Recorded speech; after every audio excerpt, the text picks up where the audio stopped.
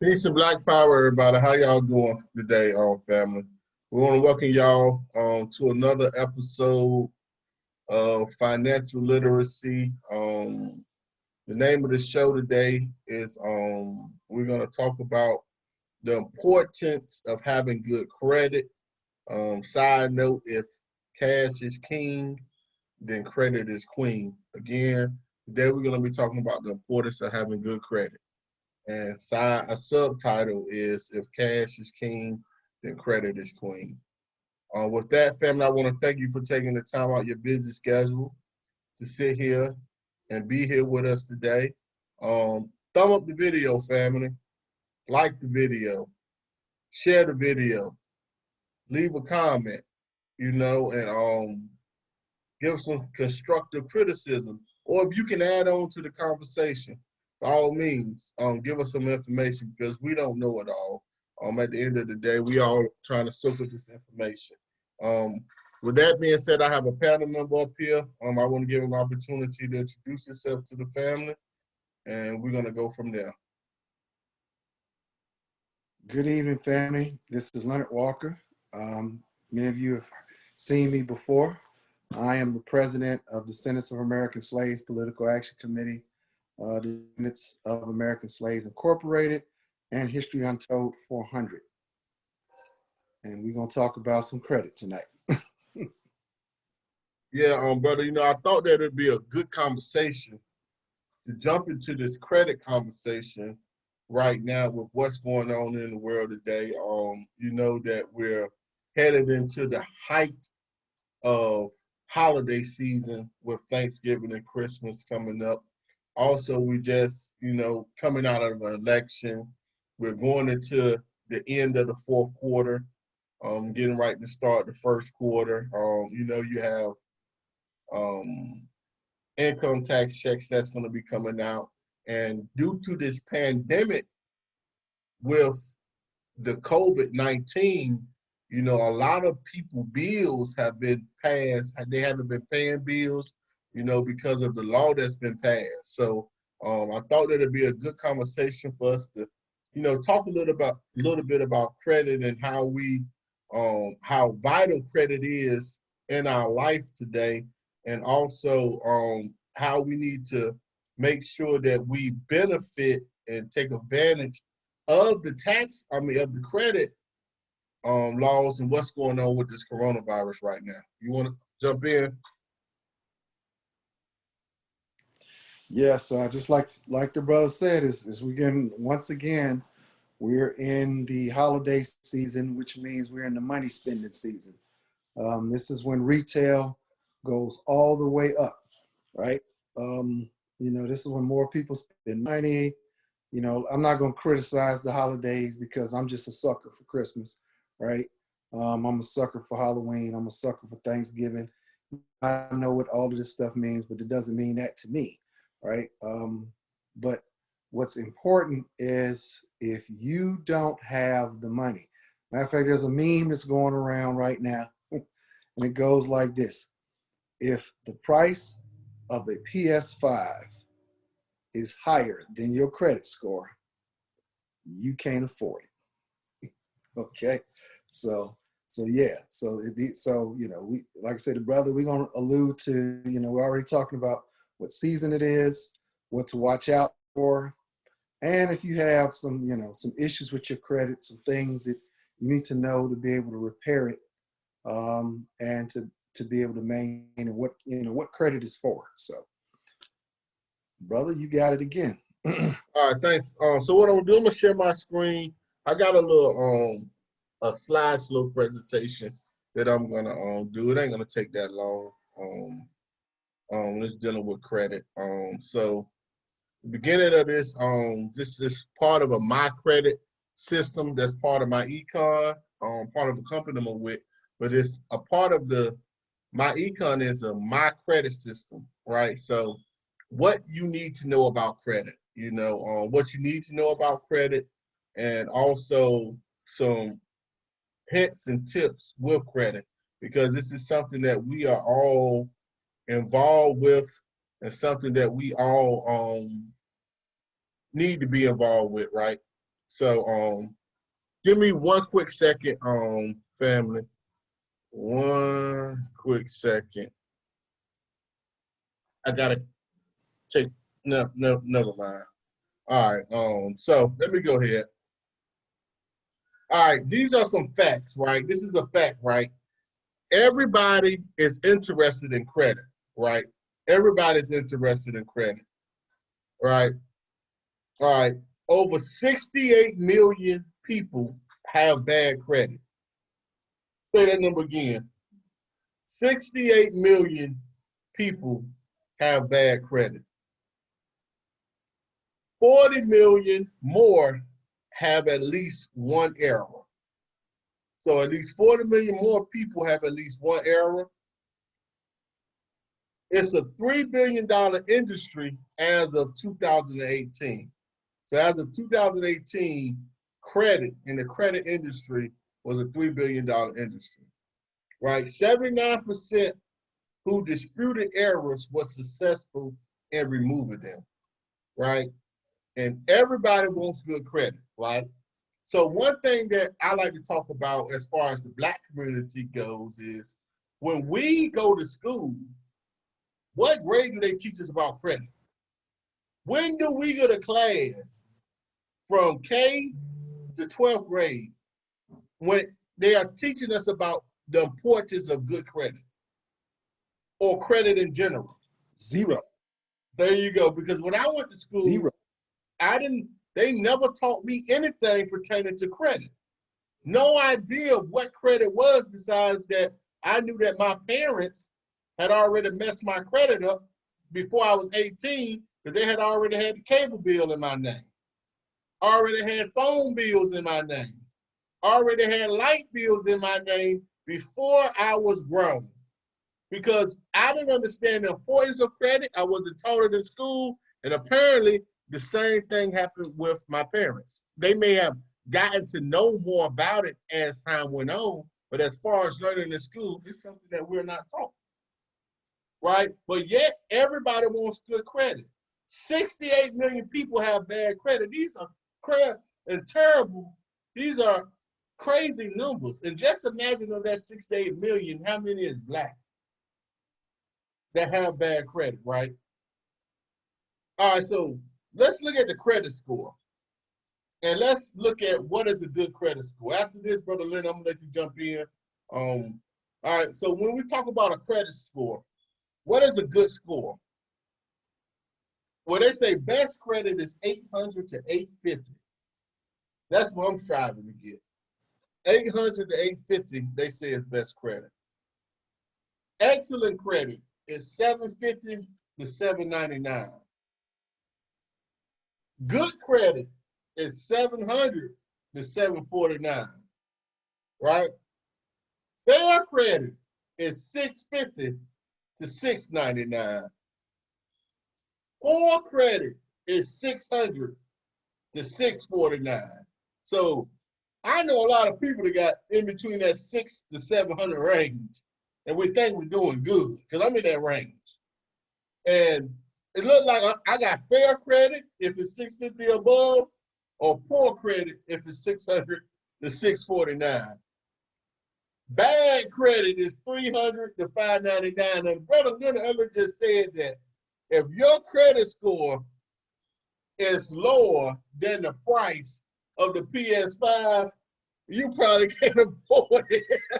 Look at what bad credit is. 300 to 599. That's considered bad credit. Go ahead, brother. You can jump in. All righty. My credit score just went down 4 points, and I'm still at 822. People ask, wow, how did you get there? Well, at 53 years old, it took a while to figure out this credit game, right? But one of the things that is important about, let's just talk about why good credit is good, all right? Why credit is important and why you should have good credit. The number one investment, or at least the first investment most people make, right, without even investing in stocks or anything like that, is to buy a home. Why is buying a home important? Because if you want to start a business, you can always refinance and borrow against your home, get the capital you need to start up a business. And then you can just pay up. Once your business is doing well, you can pay that off, pay your house off. A house is one of the only things that you can buy that can appreciate in value while you're making payments on it. A car doesn't appreciate in value while you're making payments. If you buy some furniture, that almost immediately, if you buy furniture depreciates in value like ridiculously, right? So none of these things appreciate in value like a house. A house, you can do things to it. Give you a good example. I refinanced my house and upgraded my kitchen. My kitchen cost $30,000 to do. I didn't pay any of that out of my pocket. I had some saved up, but most of it I refinanced. I did it through refinancing my house. Okay, so I upgraded my kitchen. Why is that important to upgrade my kitchen? Because I improve the value of my home. So if I go to sell my home, I could take all of that $30,000 or more that I pay. Matter of fact, I can say, all right, you know what? I invest $30,000 in my house. I'm gonna go ahead and say, you know, I'm gonna increase the value of my house to $50,000. So I add $50,000 to the price of what I want to sell my house to above market, right? Because I've already increased the value of my house, right? Good credit allows you to buy a home, which gives you the opportunity to do the things I just talked about. So with good credit, what are some of the things that you need to do in order to have good credit or your credit score, right? 35% of your, and this is important, 35% of your credit score is based upon your payment history, right? So what does that mean? First, 35%, that's over a third of your credit score. It's based upon how accurately or on time you pay your bills. So you have a cable bill, right? It's Christmas time. You say, I want to get that PS5. I'm a little bit short, but you know what? I could go ahead and skip this month's cable bill and pay it next month, right? I'll just double up next month because I'm also get income taxes. So I'll just, I'm gonna spend my income taxes before I can have that money. If I'm saying something that we don't do, let me know, because that's what we do, because that's what I've done before, right?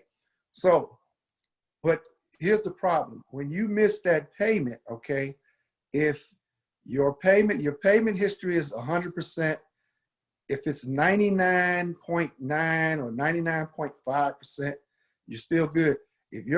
When you miss a payment, it drops to like 95%. If you drop to 95%, it'll lower your credit score, right? It will take you to get back up to 99.5. It'll take you like a year to 2 years worth of consecutive payments, all right, to raise that score back up again, just with one missed payment or one late payment. So why is this important? Okay, so if I'm financing something, I need to know, I need to budget and say, okay, can I really afford this? Can I make $169 a month payment? Or can I make, it's $45 a month? Okay, I can make that, right? There are ways or things that you can do to be able to trick the system to where you're making payments and you're paying things off, and it looks like, oh wow, man, he's really, he's blowing up, right? One of the things that I do is, and this, you have to be responsible to do this, is I pay all of my expenses and everything with a credit card. Some people say, whoa, credit card, a credit card, okay. Credit card, a lot of people think a credit card is what you use so that when you don't have money, you can buy things when you don't have money. That's not what a credit card is for. Credit card, all right, now credit cards pay you points, but check this out. If for living expenses, let's say your living expenses is $1,200 a month. That's, your light, your gas, your utilities, groceries, whatever, say all of that adds up to $1,200 a month, right?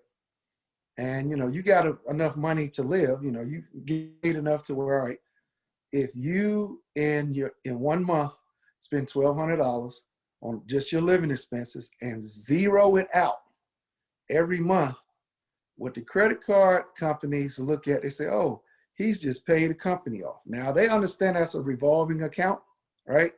But it looks like you just paid the company off. It doesn't matter if it's $5, $10. You could have a credit card and say, this is my emergency credit card, but what I'm going to do is I'm going to put my alarm system, or I'm going to put a small bill, you know, your cable bill or something on it, something small, right? To where I'll just pay that little off every month, every month.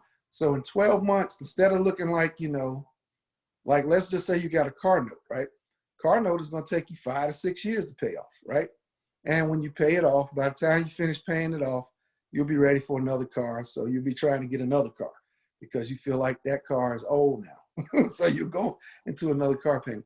Well, with a credit card, all right, instead of 5 to 6 years paying a company off, the credit card, you're paying a company off every month. So if you do that for 20, if you do that for 2 years, you done paid off to the credit card company. It looks like, oh, I done paid off 24 companies in 24 months. This will shoot your credit up like crazy, especially if you're doing it and you're not missing payments, you're paying stuff on time, right? You know, and there you next, the next most important thing is your outstanding debt or your credit utilization. All right. You look at how much money you make compared to how much debt you're in, right? So if you know you got maxed out credit cards, if you go and you finance a bunch of different things, like, you know, hey, you know, I needed to get a new dinette set from the furniture store. I went on ahead and financed it in the furniture store, right? And they gave me a card, so I financed it in the furniture store, and I got this retail store card, that retail. You know, you go in these stores, say you can save 10% if you sign up for a card. Well, no, don't do that, right? Just have one, maybe two credit cards. 2 credit cards is good because that, you know, you have your daily expense credit card and then you have an emergency backup credit card, right? You know, and you still are actively using that card, but that's just for backup, you know, so you're playing your money. But all these other little small revolving accounts, now what the credit card company says, oh, he has debt over here, debt over there, he owes this company, that company. You got all of these companies that you owe, right? And a lot of these companies, what happens is when you go to the furniture store, all they do is sell that purchase that you did to a credit card company. So they give you a credit card, right, that you have to pay back. Now, you can you can do that if you go to the store, one of these say, all right, I want to buy this right here, it's on sale, so and so, but I don't want to pay for it all at once. I want to buy it, you know, how many months do you offer same as cash? You could do that. That way you're not getting interest, you're making those payments on time, and you're paying exactly what it is you want to pay for, and you're not, you know, taking a whole big chunk of money to try to pay something if you don't have that, right? You could do that as well, and that works. And then you just take that card and you put it to the side and you never use it again, and just naturally go away, right? So it's many ways you can improve your credit, but the biggest way, like I said, is making your payments on time. If you do a budget, now that's another important part of credit, is a budget, knowing how much money you make and how much you're spending and how much debt you're in. I could typically go through a person's, you know, if they make decent money, but they seem to never have any money, never have any savings, can't manage to save money. I typically could go through that person's income and that person's bill and probably find anywhere from $200 to $300 a month extra that they could be saving. But that's on the individual as far as their discipline goes. So like I said, is you know, don't feel bad. Most of us, like brother, we're not taught credit. You know, we're not taught credit. And then, like I said, it's you know, once as parents, we've ruined our credit. Okay, I want to put the electricity in my baby name. I want to put the cable bill in so-and-so name, you know, so they're messing your credit. So we have a legacy of ruining each other's credit before we even start credit, right? See, so these are habits we have got to break. And the only way you can break them really is to say, you know what, I only make this much and I can't spend more than this much right here. So I got to give some stuff up until I'm able to, I know it's hard, you got kids, Cartoon Network, Christmas, all of these little things that, we want to spend money on. But if you want to repair your credit and get yourself in a place where you're doing better with money, you have to go and say, I got to live below my means. And I have to figure out what that is. So go ahead, brother. Yeah, let me jump in. One of the things that you were talking about was your credit score, right? And what factors in on your credit score, right? So there's 5 factors that affect your credit score, right?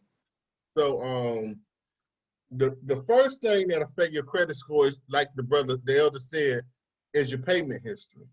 Your payment history, that's 35% of your credit score. Is your payment history, which is 192.5 max points.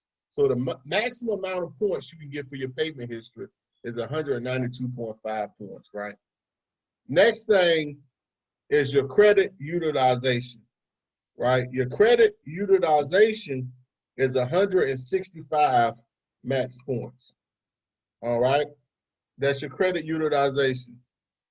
Or some people say the amount of debt, your amount of debt, which is 30%, right? That's the same as your credit utilization. Your credit history is 15% of your score. And you can max out at 82.5 max points. 82.5 is the maximum amount of points you can get with your credit history, which is 15%, right? Then your new credit. Your new credit is 10% of your total score, and that's 55 max points. I'm adding up these max points because you can see how you can get 8 to 850 when you max out these 5 areas, right? So your new credit is 10%, which is 55. Then your credit mix is another 10%, which is 55 max points. So you have 35% of your credit score is based off your payment history. Then your another 30% is based off the amount of debt or your credit utilization. 15% is the length of your credit history. 10% is new credit, and 10% is credit mix. That's the 100% of your credit score right there, right? So with MyEcon, with the payment history, we have solutions because it's 4 letters that MyEcon provides you with to send off to these credit agencies to get certain things off your credit report, right? So one of the very first letters that MyEcon credit utilization teaches you is to send off is for your debt validation letter. Because the very first thing you want to do when you want to contest anything on your credit report is you need them to validate that this debt is yours. Because sometimes they have minor mistakes on your credit report. They'll have an I instead of an E. They'll have an S at the end of your name if it shouldn't be at the end of your name. These little minor mistakes are easy to get things taken off your credit report off gate. So that debt validation letter is one of the very first letters that we teach you to send out with MyEcon. We're going to give you the letter. We're going to give you the platform. We're going to give you the template. Only thing you got to do is put your name and your information in it. You send it off. That's a debt validation letter. That's the first thing, right? The second thing, that after they confirm that the debt is yours, once they confirm that this is your debt, your next thing is your method of verification letter. So now I need you to prove to me how it's mine. You have validated that it's mine.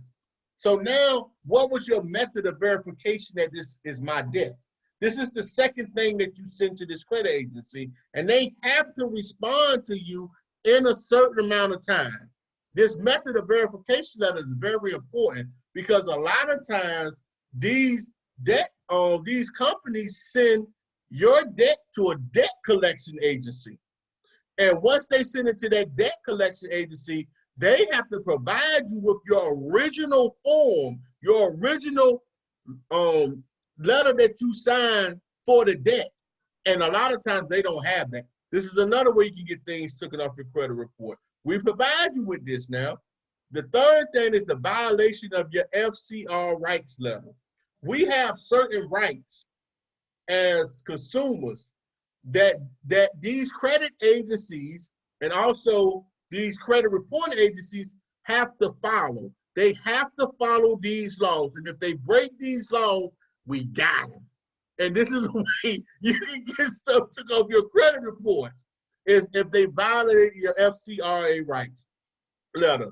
And then your fourth letter is your intent to litigate letter, meaning that, okay, I have given you all these chances. I asked you to validate my debt. You validated the debt. Now I ask you for your method of verification. How did you prove to me? And this is where you get them. Usually when they send you your method of verification, how did they verify that it was your debt? Usually 9 out of the 10 times, they violated your rights when they done this.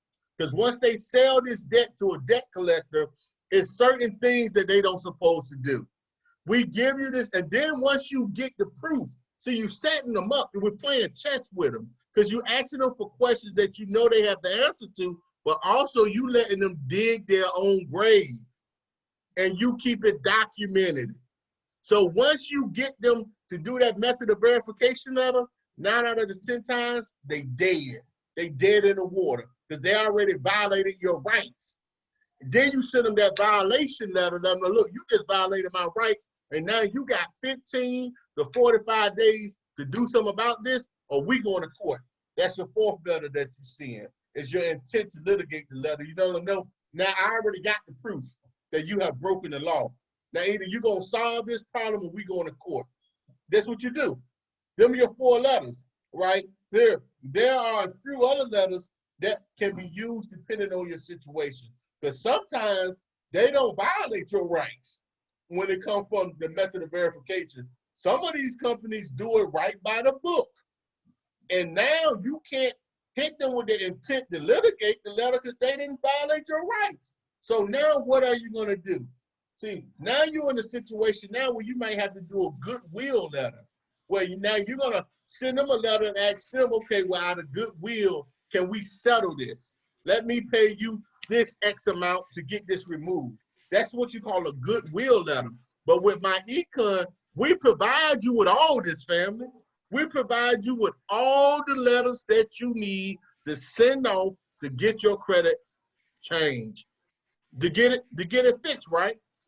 So then, all right, so now when you talk about the credit utilization, the solution is paying down revolving debt. Now, this is once you have already utilized all your letters. After you done went through all the steps that you could have to get stuff removed, and everything left on your credit report is legit. So now you got to do the pay down revolving debt solution, where now, okay, we got to start paying this debt down. It's my debt. They proved that it's my debt. They didn't break no law. Okay. Now, if you're trying to fix your credit, you got to come up with a solution to pay down revolving debt. So the first thing is debt elimination. So the first thing you got to eliminate this debt, family, because what was 30? Your payment history was 35%, but what the next thing was the amount of debt that you owe was 30% of it.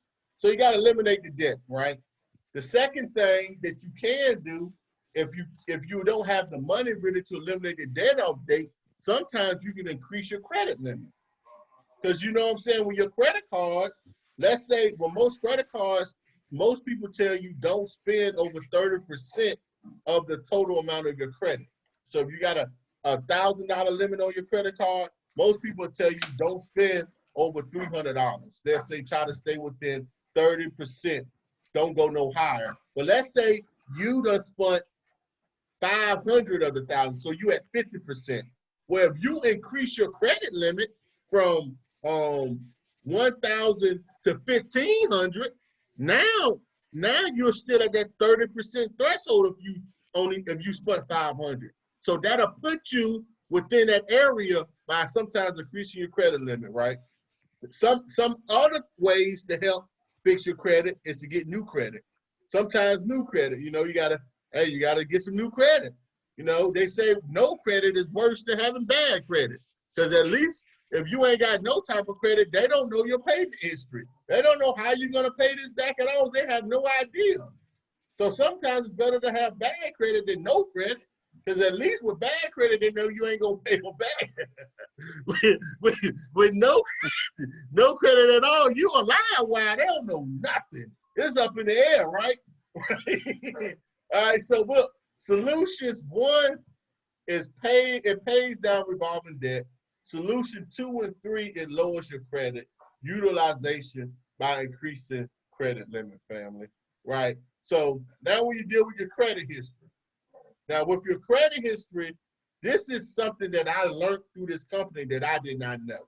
And this is, again, something wherein, as far as learning and you learn from other people, I didn't know if you know somebody that got real good credit. So like Brother Leonard said, his credit score, 800.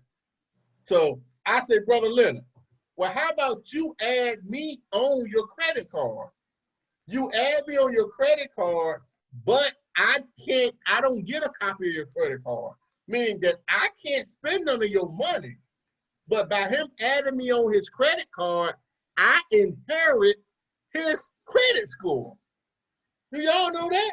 Mm-hmm. You can get somebody that got real good credit, and you get them to add you onto their credit card, and you inherit their credit history and their credit payment. Even though you may not get the card, because they ain't gonna let you get their card or give you a card, and your credit messed up for a reason, right? So, but just by them adding you allows you to inherit their credit history and credit payment. That's very important, family, right? So, here we go. Authorizers, here they're gonna tell you about it. Find a relative or friend with a credit card with good history. Ask to be added to their account as an authorized user. Car owner does not have to give you a card. You will inherit their payment history. You'll inherit their payment history just by them adding you. So you got children, you want to help build their credit up. There's other ways you can do it, but this is just one way to help them with a good payment history, family. That's very important, right? Also, new credit, right? Solution added trade lines. With new credit, you want new credit, and a lot of people talk about adding trade lines. I have never added a trade line. I'm unfamiliar with trade lines. I only know what I've learned through my econ. So, Brother Leonard or Brother Master U, I see you up here now. If y'all would like to elaborate a little bit more about trade lines, it's up to y'all. I know what the presentation gonna tell me to say, but I'm not very that keen on trade lines like that.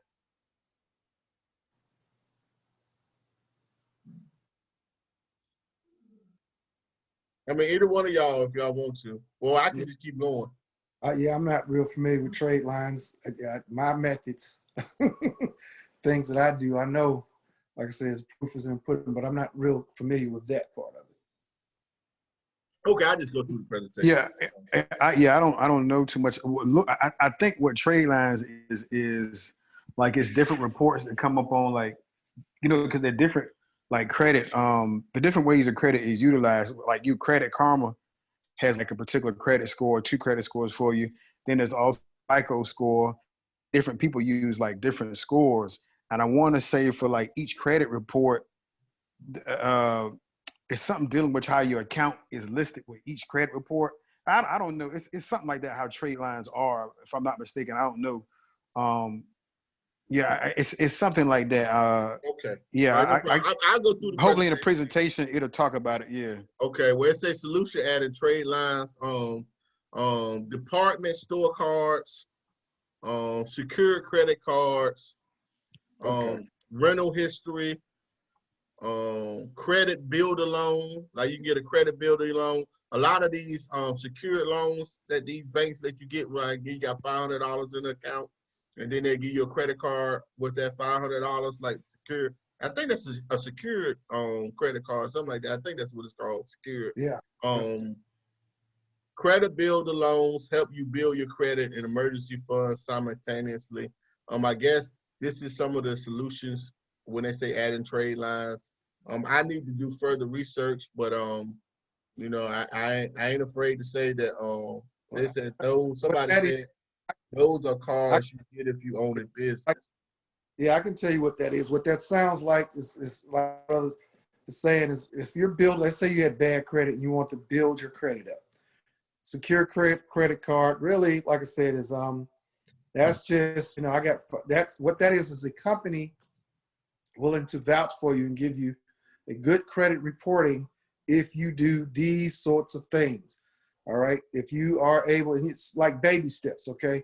You know, I don't know how well you do with credit, so we're gonna start you out with a $500 secure card. All right. That means, what is this, a $500 secure card? That means it's essentially like a debit card, right? You have $500 on this card, right? To where it's almost like your savings account, right? So for this $500, you can spend, you know, up to $500 of it, right? But you got to pay it back, right? And it's secured. You can't spend more than $500, okay? So it's not like a credit card where you might have a, you know, a $18,000 credit limit where you don't have $18,000 on the card, on that credit card saved up that you're spending from. You have $18,000 worth of credit, whereas a secure card, $500. I took $500 and put it on it, and I can spend this whenever, and then this reports back. Okay, when I pay it, you know, show good credit history, pay that money back, whatever, pay my own money back to this credit company, right?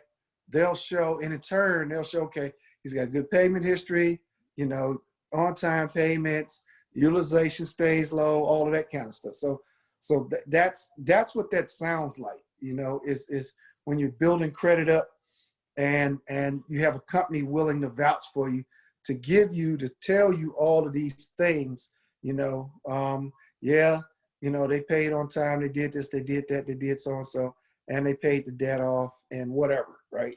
So like I said, that's what that sounds. And eventually, like I said, is it with that secure card, what ends up happening is, okay, so you've established a good history, so we're going to raise that to $1,500, right? That does not mean that you have to put $1,500 in it. That means that we're giving you $1,500 worth of credit because you show that you can manage $500, right? A $500 secure card. So now you're ready for credit, okay? And, you know, we'll trust you and back you. And if you can keep doing the same things, all of these things will help build your credit score. So that's kind of what that sounds like right there, is once you kind of damage your credit, or like I said, if you don't have any credit at all right, and it's hard for you to get credit, so you do these little things to build your credit and establish yourself as having good credit. Okay, thanks, Brother Leonard. Yeah, and Elijah in the chat put he said those are cards you get if you own a business. They will give you a line of credit up to a certain point in trade. All right, so the next thing is credit mixture. Solution when you want to have a mixture of credit is applying for credit, revolving debt, installment debt. Once you complete the first 4 credit scoring factors, you will have credit mixture. Now, all these things are combined, you know, what we've been going through so far. But the credit mixture is, you know, you want to make sure you have revolving debt, installment debt. You don't want to have just one type of debt. That's credit mixture, right? And 3 active revolving to 1 installment is ideal mixture. So it's saying 3 active revolving debts to 1 installment is ideal mixture, right? And so with My Econ, we're offering, if you want to join My Econ, our unique selling proposition, you get 26 do-it-yourself videos meaning that these videos show you how to do everything you need to do. 4 rounds of the dispute letters. I went over the dispute letters earlier. Income shifting strategy. That's very important. It's the shifting that income. Debt elimination software. Minimize expense calculator. That's like your own personal accountant. Reestablish credit sources. Investment calculator, right? These are some of the things that's offered through my econ. Also, like if you don't want to join my econ, you can Google some of this stuff.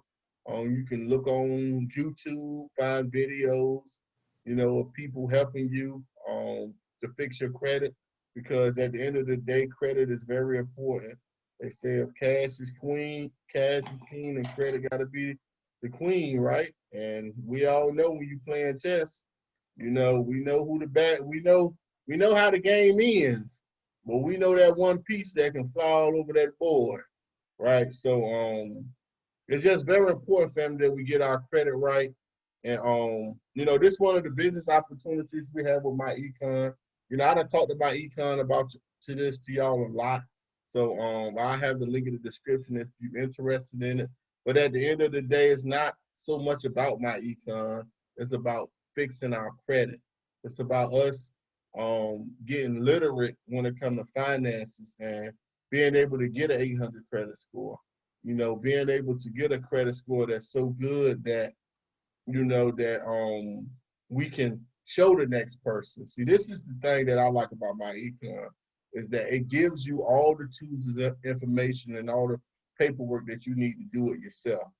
And once you do it yourself, once you learn how to do something yourself, it can never be taken away from your family. You can pass that on to your children. That's with anything in life. That's just like when you learn how to ride a bike. You may get rusty, but when you get back on it, you're going to remember how to ride that bike. And you can teach your children how to ride a bike, and they can keep their kids. That's the same with anything as far as information. Once you learn better, you do better, you act better. Y'all want to jump in, fellas? Yeah. I add on, Master. I would definitely say when I came in, it was a little late. I heard you was talking about being able to pay off credit, being a credit card, or just credit that you have. And when I was in school, they would sit outside the cafeteria and they would give us cards, and we thought that was free money. And you realize that it's really not free money. So the best way to not be in debt is to not be in debt.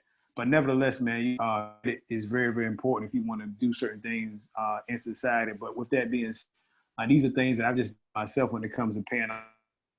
You just have to make yourself some sacrifice. These are things that we have mentioned on the show like earlier in the year.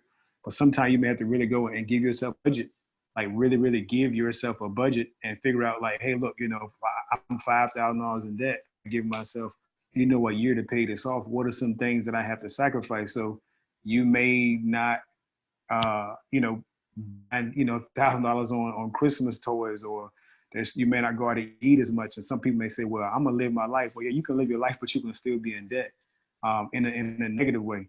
So for me, one thing I realized is that if I want to get out of debt or anything I want to do in life, there has to be a sacrifice made in order for me to, come out on the other side in a better position.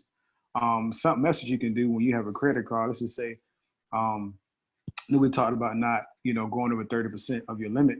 If you got a credit card, just, that's $1,000. But anyway, if you got a credit card that's $1,000, you don't have to spend $1,000. You don't have to spend $300. You can use that card to put gas in your car. Right. You can spend just goes, okay, look, if I work, I spend $20 a week. It's 4 weeks a month. You must spend $80 in gas. Okay, cool. You just pay the credit card off for the credit card is due. The credit card company don't care how much money you were in debt with, as long as you pay it off. That's it. Even if your credit card is $1,000, if it's $1,000 and you pay it off before that bill cycle is due, you're good to go. Because then you have zero. Like he has no balance. He has no balance, or she has no balance at all. So again, you don't have to go and take that credit card and have to use like these big purchases. I have a credit card and all I do is buy gas, and I get rewards points for it. Like for me, I love credit cards. I have 2. I love them. They have helped me. And just for me getting gas, something as simple as gas, has raised my credit score a great deal of points. I'm in the 700s now this year. And I just take the same. I got approved for credit card. Once I understood how to use it, and I just put gas in my car. That's it. Put gas in me and my wife's car, and I pay it off at the end of the month before it's due. And I cannot stress how much wonders it has really done for my credit score. Because, they're looking at, okay, cool. He's used this 15, 20 times and, he's constantly paying it off. So they don't care how much money that you use on the credit card, as long as you pay it off before the due date. And so, like, again, don't put yourself in a bind. If you got $1,000 and you're going to spend 90% of that, you spending $900, don't do that. Stay within your means and just get something simple, gas. If you know that you go and you spend, I don't know, like $100 on groceries every 2 weeks or every week, I don't know, just kind of making up something. Use your credit card. And if you're going to get a credit card, look at the best credit cards look at the best credit cards and what they have to offer. Like, for example, if you like to travel a lot, get a credit card that gives you like travel reward points. You know what I'm saying? Like, for me, I know that when I go, if I go grocery shopping with my credit card, it gives me more reward points. And you can take that money and like, it'll pay you to go do that. And you can cash out at every $25. So, like, if you're going to get a credit card, make sure that you manage it well, but get one that offers like all type of stuff, to you. And the last thing I'm gonna say is I'm gonna be quiet. Like, the credit card I have now, it also offers like a concierge service. So if I'm out somewhere and I'm working because I for work, and I was like, I want to go do something in the town, or I'm looking for something, a good place to eat, I'll call my credit card company. They was like, yeah, we found a couple of spots for you right here. And so I mean, yeah, they'll send me stuff about like hotels. Like, okay, cool, you earn enough reward points that now you can, stay a free night in a hotel. So if you're gonna get a credit card, don't just get one that's plain and simple. Don't get a plain Jane. Get a credit card that's gonna offer you rewards for using that particular card. And if you are paying on this card, say you got $1,000 credit limit and you've been paying, you only using $80 a month, you've been paying it off. After like 6 months to a year, I think that standard call is like, I don't know if it's Brother Leonard or Brother Seth Haru said, ask for an increase. And you're more than likely to get it because they're like, man, look, yeah, you have been paying this credit card off every month, like $1,000. Okay, cool. Let's give him $2,000. Like, this stuff is really not rocket science. It seems that way, but it's real simple. All you got to do is be willing to sit down, educate yourself, and make the sacrifice when need be. And that's my piece. Peace, brother. Hey, that brother was speaking straight facts. I understand this. Check this out. If you use a credit card it offers you points, fuel points, restaurant points, food, all of that, right? Use a credit card that offers you points to buy the things that you're going to spend money on anyway. Gas, groceries. You're going to go out to a restaurant and eat from time to time. Any clothes purchases, any type of purchases that you are already going to spend money on already. And you use a credit card that offers you points. That is a small passive amount, a small passive form of income. You can get $800, $900, $1,200 at the end of the year for just spending money that you're already going to spend, right? So that's another way. Hey, how do I save money? How can I? Hey, you know what? I just got $1,500 for buying things that I'm already going to buy. So I'll just put that money in the bank, and I'll just do this. I'll just do that. See, so that's a good way of earning just a small passive income, right? $50 a month or $1,500 at the end of the year. Is that a whole lot? Not really, but guess what? That's over $100 a month that you've saved. All right. Like, if you save money, that's over $100. Except you ain't saving your money, you're spending. So imagine if you were saving money and you were spending money that you would normally spend, right? The cost of living cost that you would normally spend, and you're getting the amount of money that you're saving as well on top of that. See, so these are other ways. But the key to all of this is we're talking about tips and hints and all that. In your mind and in your heart, you have to first say, I'm tired of living this way. I'm tired of not having anything. I'm tired of being on the edge. I'm tired of having phone calls and seeing letters and doing all. I'm tired of that, okay? How do I get myself out of that cycle? What do I need to do to where I feel like 1,000-pound weight is lifted off of me, okay? I don't have, people hunt me down because, and that comes with understanding, right? But before it comes to that, it's like, say, getting tired of living that way and then having the discipline to say, all right, here's how much money I make. Because like I said, there ain't nothing like pencil and paper. Here's how much money I make. Here's how much money I spend. All right. So you look at what you make, you look at what you spend, and whatever you have left over, that's your wealth, right? If you don't have anything left over, then you're spending more than you make. And you have nowhere, or if you're in the negative, right? That's even worse. Right now you're robbing Peter to pay Paul. But if you look at how much you make compared to what you spend, and you say to yourself, everything that comes in goes out. I want to capture something for myself. All right. I want to build wealth. The first step is looking at how much you spend and say, all right, do I need to spend? How can I shrink that number so I can capture some of what I make for myself? Right. So you look at that number and say, all right, do I really need this? Do I really need that? And that's where it takes the discipline, right? We got the tools to show you once you gain that discipline and you say, hey, you know what? Now I'm ready to do something different. Now I'm ready to build my credit. Now I'm ready to get on a different track and get my life in a better place when it comes to this, right? So I can have more opportunities, right? When it comes to my money. And here's the funny thing about all of that is that as you improve your credit, as you start practicing some of these financial things, right? Your life is improving, all right? You're starting to see, well, I can make more money. And it's amazing how opportunity to make more money, to save more money, all of these things will just all of a sudden start coming up, right? But here's the other thing is what happens is like the more money you make, the less money you want to spend and the more money you want to invest so you can make more money. So it completely reverse your thinking, not even trying that hard. Like the brother said, it's not rocket science. You just have to say, it's not good that I'm going into January, okay, and I owe these bills and I can't pay them because I just spent $1,200, $1,500 on Christmas that I didn't have. But I know I'm gonna get that. I know I'm gonna get that income tax check. Understand, income tax check. Let's understand what that is. An income tax check is the money that you have, the overage of money, all right, that you've paid in taxes that the government is still using as a loan that they give you back without any interest on it. That's what an income. If that is an interest-free loan, you can't go anywhere and get a loan, all right, and not pay interest on it. But whenever you get an income tax check back, that's what you've just done is I've just got an interest-free loan. And I'm wrong.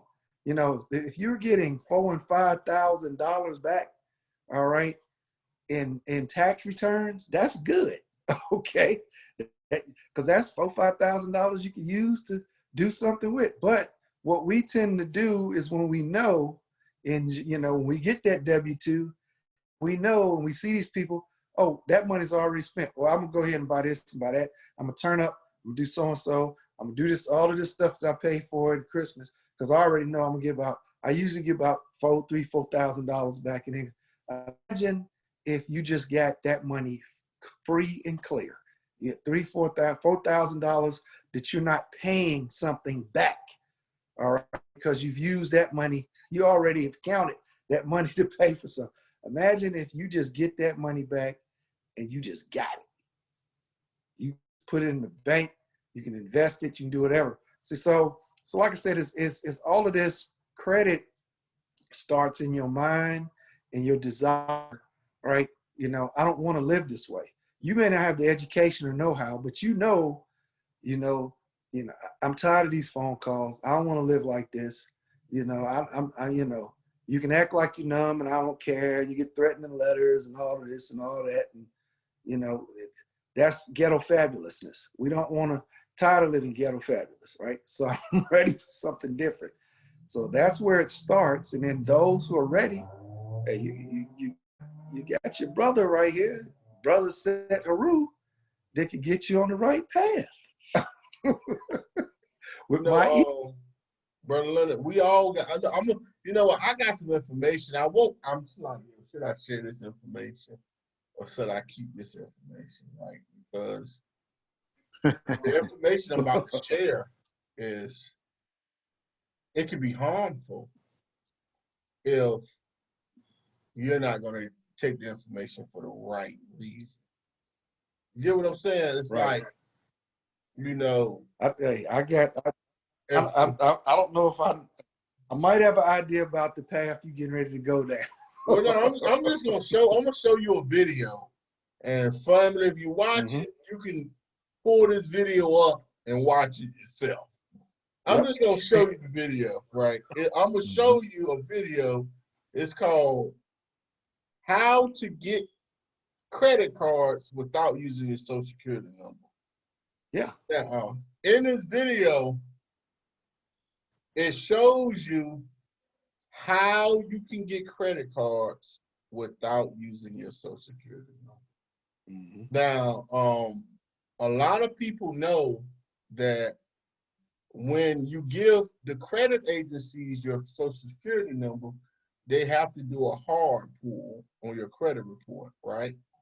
Well, this video teaches you how to get credit cards without them having to do a hard pull on your credit report, because they never get your Social Security number. You get approved according to your address and not your Social Security number. But this need to be for responsible people. You have to be responsible for this, because if not, you can get 10, 20 credit cards using this. Using this video, you can get 10 to 20 credit cards. But if you're not responsible, and let's say you just get them and blow it, well, eventually, you know, them chickens gonna come home and roost. You get it, you know what I'm saying? But I'm just letting you see. This is a video right here. You can Google how to get credit cards without Social Security number. And they will teach you, in this video, you will learn how you can get credit cards without using your Social Security number. And the only thing you need is your address, your name and address. And now, it's people that have got 750 credit cards using this. But you need to be responsible. So I'm not going to tell you no more the tricks of it. I just gave you the video. It's up to you to go look at the video. If you watch this, you made it this far, and you got bad credit, you need credit cards, you just got a gem. So I'm gonna tell you, if you've been watching all along and you made it this far in this video, and your credit is bad, and you need to find a way to get credit cards, you just got a gem right then. But you need to be responsible. And I'll leave that alone. But one thing I wanted to show y'all before we got off is something that, you know, I love crypto, y'all. So everybody know Akon got his city in Senegal, right? Everybody, y'all familiar with Akon and the city that he built in Senegal, right? Akon City. Well, Akon rolled out a coin called Akoin. And watch this. It says Akoin rolls out to Kenyan tech city and first step toward Akon City. It starts in Africa, right? Now listen, remember, what was the coin I was telling y'all to get for 8 cents? You remember the coin, Leonard? It was Stellar. Yeah, okay, listen. XLM. XLM, check it out. We're excited and proud of the work that the Stellar, now look at the date of this, November 15th now. We are excited and proud of the work that the Stellar organization and its nonprofit, the Stellar Development Foundation, have already begun in Africa. Like Acorn, Stellar sees the potential in Africa and has dedicated resources to improving remittance service on the continent. The Stellar Development Foundation has also established a wide network of charities that accept stellar lumens as a form of donation. I'm not going to read all this, but in short, the Acorn is built on the Stellar network. Yep, on the blockchain. On the Stellar blockchain. Now check this out though, right? Watch this now. It's about to get interesting. It says, because I want y'all to see this. All right. Acorn has launched a project that has recently made great progress in Malawi Medical and Technology City, MMTC, in Kenya. This city is already up and running. I hope y'all understand this. This ain't something we talking about in the future. It's already up and running. There is a hospital with 5,000 beds and accommodating over 35,000 people.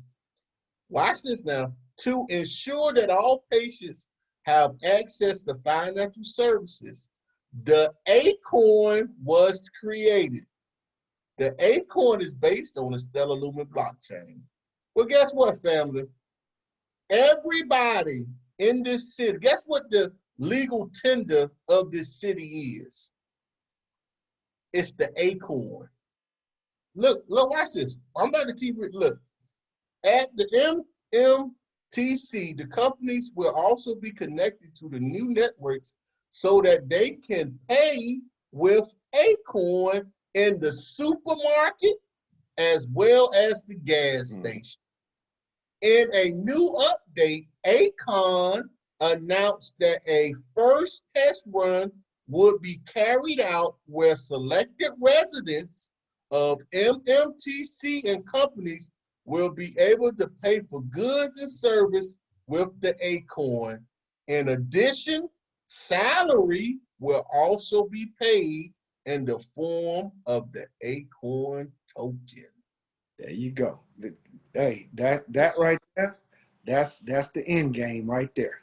Yo, listen, it said by the end of next year, more than 20,000 workers should be connected to the network, and all retail stores should be able to accept Acorn.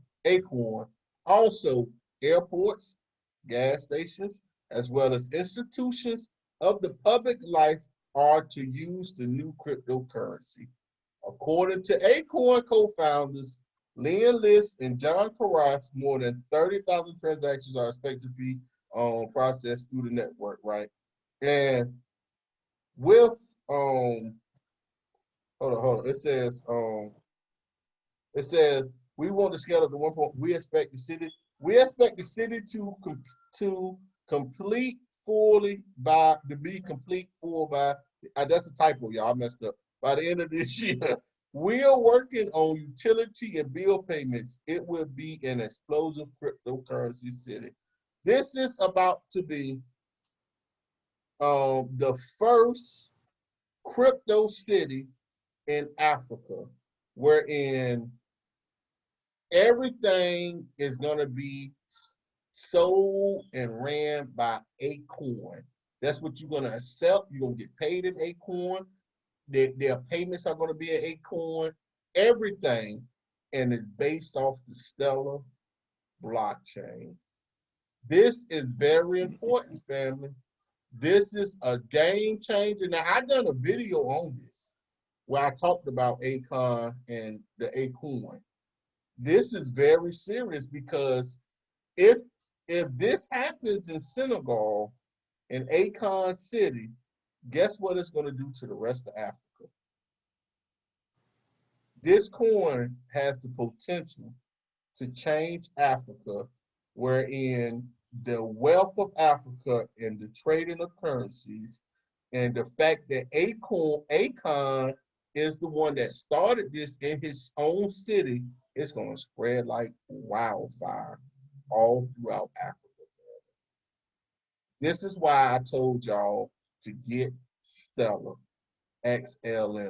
And there's other reasons why, and I'm going to save some of my jewels. I don't give them all at once. But this was just very surprising to me that I read this article and it came out. So I was like, I got to talk about it. But it's other big name companies that are currently trying to build their coins on the Stellar Network. I told y'all about IBM and Worldwide. IBM and Worldwide is already on the Stellar Network. This right here is very important because this is going to be the first African city, African crypto city. And it's built off the Stellar Network, y'all. This is a game changer. So, hey, I'll leave that alone. But it's some more. It's more. There's more. And the other ones is scary because it's the control factor with them because they try to control everything. But with this city, I'm going there. So I'm going in. I'm gonna go live. Now listen, I'm going. Trust me, I'm trying to go next year. I'm going to Akon City, and I'm gonna go live, and I'm gonna go there. Hopefully, spend some of them acorns and let y'all see how it works, family. But back to credit, family. All this stuff is intertwined. Believe it or not, credit, crypto, financial literacy, all this is intertwined. Everything that we get up here and talk about, family, is all intertwined. And I know y'all like every time y'all come up here, something about finances, well, get used to it. But this is what we are promoting. With that being said, family, I got a couple announcements. On Wednesday at 7 p.m., I'm gonna have a show where I'm gonna have two brothers from Wealth Wave, and we're gonna discuss how money works. Stop being a sucker. Master, one of the brothers. They're gonna be up here and they're gonna talk about their company Wealth Wave and the book How Money Works. Stop being a sucker. We will be giving away 3 free books to 3 members in the audience that answer the correct question. And also, we were giving you the link to get a free ebook of How Money Works, Stop Being a Sucker. This is on Wednesday from 7 p.m. to 8 p.m. We're going to be live, and we're going to have a breakdown of how money works. And I'm going to host it, but I'm going to have 2 brothers up here from Wealth Wave to actually discuss the information. Then that Thursday, we're going to have an event where we're trying to save the W.E.B. Du Bois Center in Ghana. Now, if y'all don't know about W.E.B. Du Bois, I know a lot of people talk about him, but I don't think they know that man's history, know that he died on the continent of Africa. He moved there and he built something there on the continent of Africa. And they also helped the first president, Nkrumah of Ghana. Y'all know Ghana was the first African state to be free, have their own president. I hope y'all know that. And W.E. Du Bois had a big hand in that, a big role that he played. So on Thursday, we're going to have an event because there's something going on in Ghana with his center. And we're going to have some heavy hitters in here, family. We're going to have Professor James Smalls. We have some heavy hitters. I'll put the flyer up a day or two. Y'all see some of the heavy hitters in the conscious community. They're going to be on this panel, and we're going to discuss the W.E. Du Bois Center, family. So there's something y'all can look forward to that we got going on this week on the channels, family. With that being said, I'm gonna let y'all close out. I done talked enough. Y'all let the people know where y'all can find y'all, and y'all leave them with a gem. Yeah, I know Brother Leonard always has some wise words. So I let him close this out last. He hard to follow, man. So I'll just say this, man. I know we talk about credit and we talked about money, but I'll just say one thing I just really want people to understand and get through your heads is a lot of people look rich, but that don't mean they really have what they portray themselves to have. What you view with your eyesight may not actually be reality. You don't get to peek in the actual inner workings of the lives of a lot of people.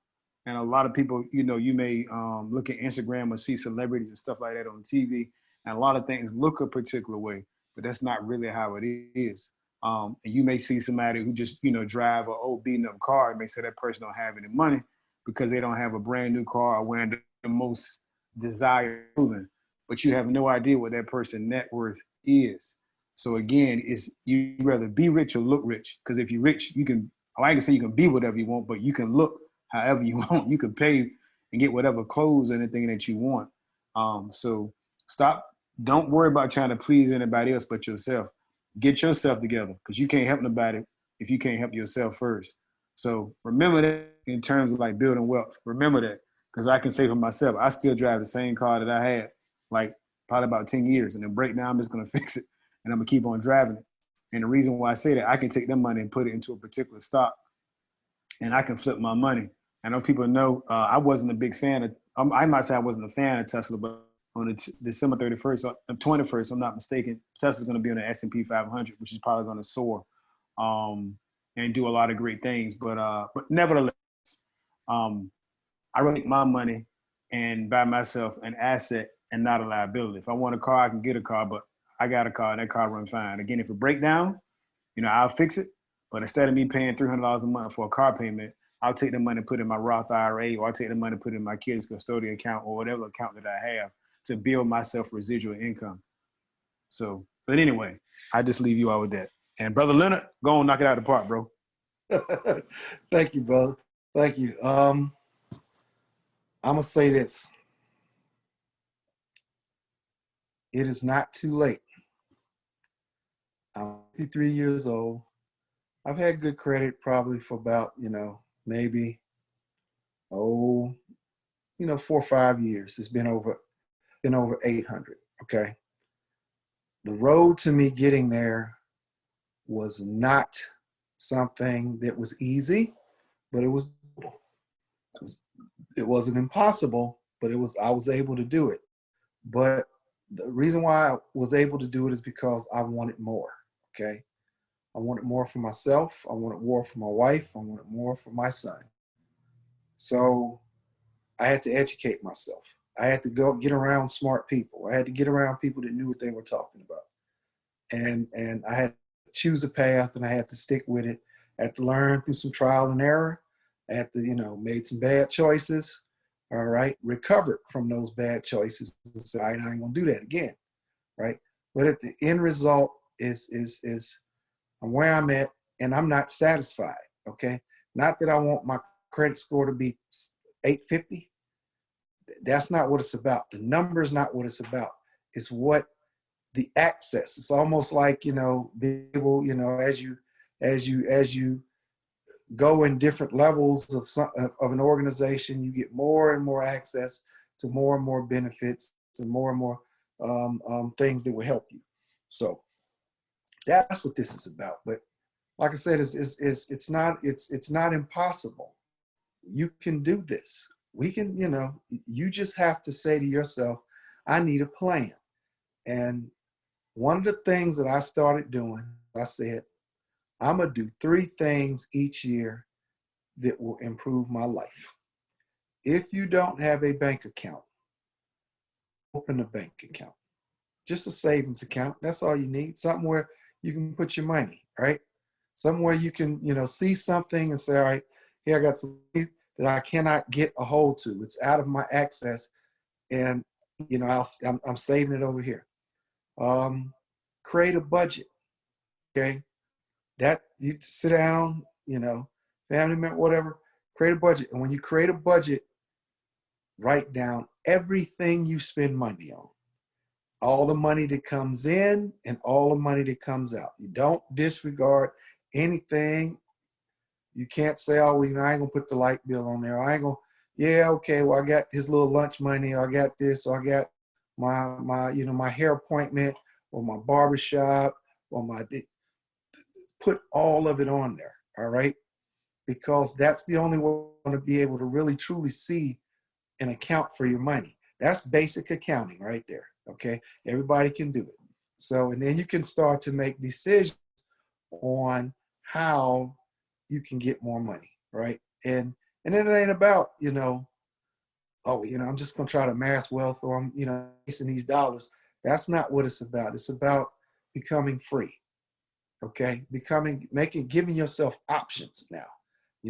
I'm not trading hours for dollars anymore to where, oh man, I gotta work some overtime because I spent all of this money.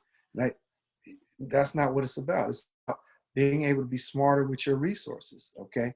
And that's what, helping credit is about. There are multiple ways, okay? Whatever way suits you is fine. You don't have to be somebody that says, okay, well, I'm just only gonna go this way, or I don't particularly like that way, but maybe if it's a different way, this is what I'm telling you, it's multiple ways to make money, right? But just figure out how you want to do it, and do it, and be disciplined. If we fall back and say, man, I got to spend money on this, or I needed to get that, okay, fine. Just get back on track. That's what we all stumble a little bit, but the key is it's time to grow up now, okay? It's time to stop playing around, time to grow up, time to start doing better. And if you want to do better, there are plenty of resources out here. Like the brother said, if you don't want to use his, just, you got YouTube, you got Google, we're in the age of information. There is no reason in the world, if you want to transform your life, but you have to have the will to want to change and the discipline to stay on the right path, or to, when you fall down, get back up and get back up on that path, or change the path. Either way, 3 years, if you do 3 things a year to improve your life, in 5 years, you will have done 15 things to have improved your life. And I guarantee where you started will not be where you end at that point. You will have done significant transformation to your life. So, like I said, small goals, you can do it. It's not impossible. Let's get started, people. Peace.